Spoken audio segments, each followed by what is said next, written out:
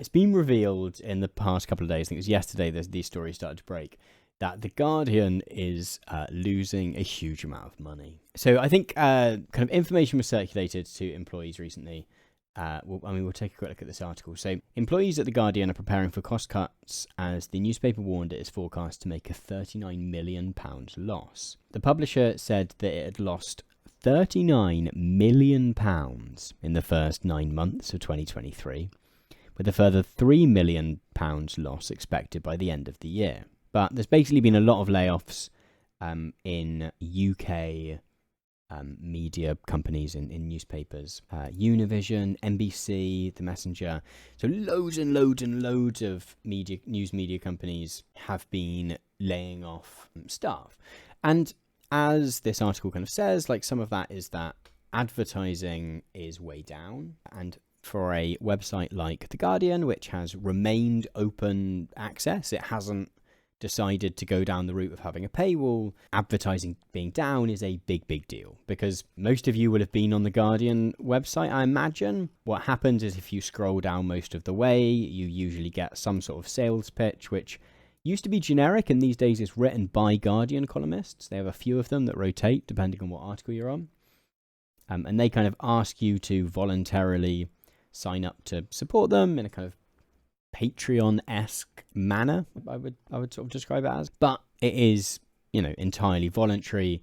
They've kind of decided to try and take that noble idea that they can try and fundraise support and use that to continue to make sure that their news is available to all. The result of that, however, has been that they've lost £39 million throughout the course of 2023. The Guardian is owned by a trust rather than a big billionaire, which, in theory is really, really good.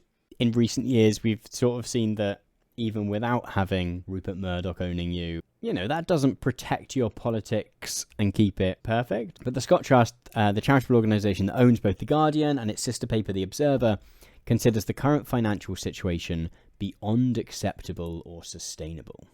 Monday to Friday editions of the physical paper cost £3 following a price increase last April, while Saturday Guardian and Sunday Observers rose to £3.80, which is worth saying that is a distinction from some of the other papers, right? We've seen the New York Times, the Financial Times, the Telegraph. We have seen an increasing number of newspapers put their stuff behind a paywall, and for some that has been really successful. I think particularly the Financial Times has done really well out of it. It's very expensive to subscribe to the Financial Times, but they've managed to pitch themselves to the particular audience that they serve in such a way that people are willing to pay for it. So some of the kind of financial predicament of The Guardian clearly comes from, their decision to not do a paywall, right? Not necessarily that is in and of itself a bad thing. However, as a few people have said in the chat, I think the much bigger issue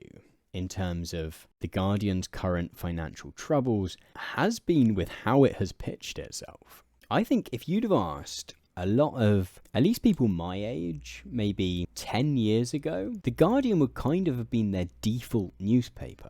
And that doesn't necessarily mean that everyone would have paid for lavish subscriptions to it, right, and had it delivered to their door every day, but at least would have seen it as the kind of default source of news. If you were kind of slightly on the left, then The Guardian was the go-to paper, but it did also have this extra element where it was like a bit cool as well. And then the first challenge that it had was that along came the Corbyn years. Jeremy Corbyn gets elected to be leader of the Labour Party. The campaign for Jeremy Corbyn to become leader of the Labour Party took out an advert in The Guardian. Like, that's the extent to which The Guardian, being the kind of default newspaper of left-wing or kind of leftish people in the UK, was the case. Here we go. So this was a full-page advert in The Guardian. And the fact that they placed this advert in The Guardian, as I was saying a moment ago, kind of just goes to show that this was very much seen as the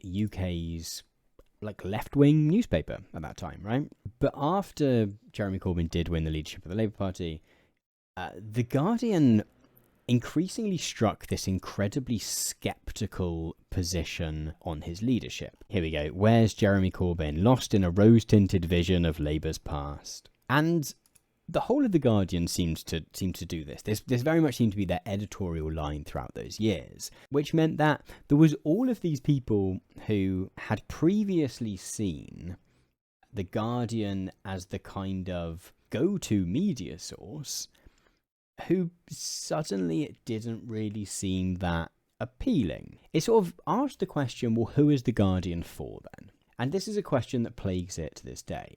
And some people have mentioned in the chat, the fact that The Guardian and The Observer over the past 5 years at least has become an increasingly transphobic outlet. And I would place at least some of the reasoning for it doing that at the door of the fact that because it didn't have a political party it could be supporting, because they decided sort of to be quite skeptical of the Labour Party, that The Guardian kind of picked up its kind of anti-trans messaging because it wanted to still be seen as radical in some way. And so it could present itself as quote-unquote feminist in this kind of oppositional way, and that could kind of be its new campaign. But it's left The Guardian in this really weird position where it doesn't really have an audience anymore. But the other side to this, so there's the political element in which The Guardian has taken this very particular political stance where it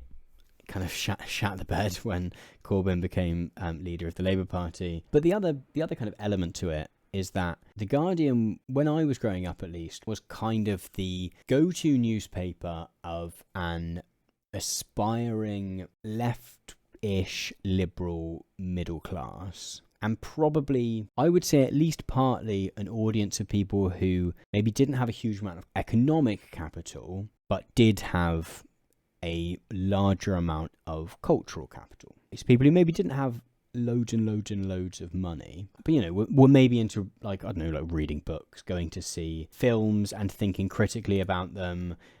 People who were really into people who were thinking critically about the world, I guess, thinking about stuff like interior design, wanting to cook nice food, kind of at least interested in those activities that maybe are deemed culturally middle class, even if they didn't necessarily have the money to be properly middle class. But I think that audience has kind of disappeared. We've seen in a lot of wealthy countries this kind of death of the middle class, and that is going to affect a newspaper like The Guardian, because not everyone can be affording to make ottolenghi dishes anymore. So I think there's kind of multiple factors to the kind of death of The Guardian, in that I think politically it has positioned itself in a place where it doesn't really have an audience, because there's just not that many transphobes around to support it for that.